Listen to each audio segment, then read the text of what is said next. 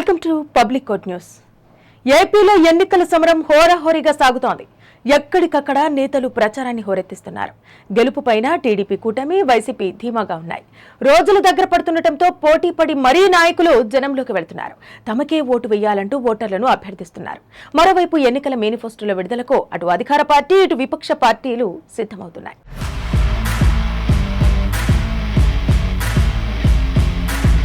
AP ఎన్నికల సమరం కీలక దశకు చేరింది. ఎన్నికల హామీల ప్రకటనకు ప్రధాన పార్టీలు సిద్ధమవుతున్నాయి. ఎన్నికల్లో గేమ్ చేంజర్ గా భావించే మేనిఫెస్టోల ప్రకటనకు రంగం సిద్ధమవుతోంది. సుదీర్ఘ కసరత్తు తర్వాత సీఎం జగన్ మేనిఫెస్టో ప్రకటనకు ముహూర్తంగా నిర్ణయించారు. తాడేపల్లిలో జగన్ మేనిఫెస్టో విడుదల చేయడానికి రంగం సిద్ధం చేసుకున్నారు.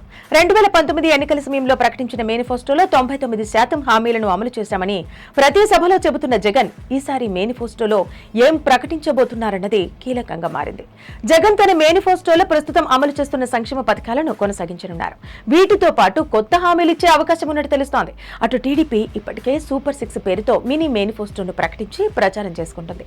డ్వాక్రా మహిళలకు 10 లక్షల వరకు వడ్డీ లేని రుణంపైన చంద్రబాబు హామీ ఇచ్చారు.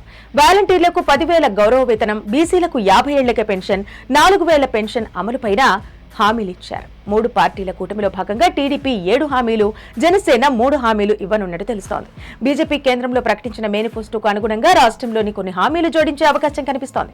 అయితే జగన్ మేనిఫెస్టో తర్వాత అవసరమైన హామీలతో కూటమి మేనిఫెస్టో ప్రకటించేలా కసరత్తు జరుగుతోంది.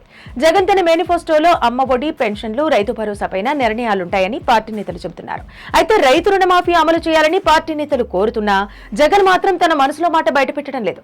జగన్ రైతు రుణమాఫీ అమలు చేస్తే ఫలితం ఎలా ఉంటుందన్న చర్చ జరుగుతోంది.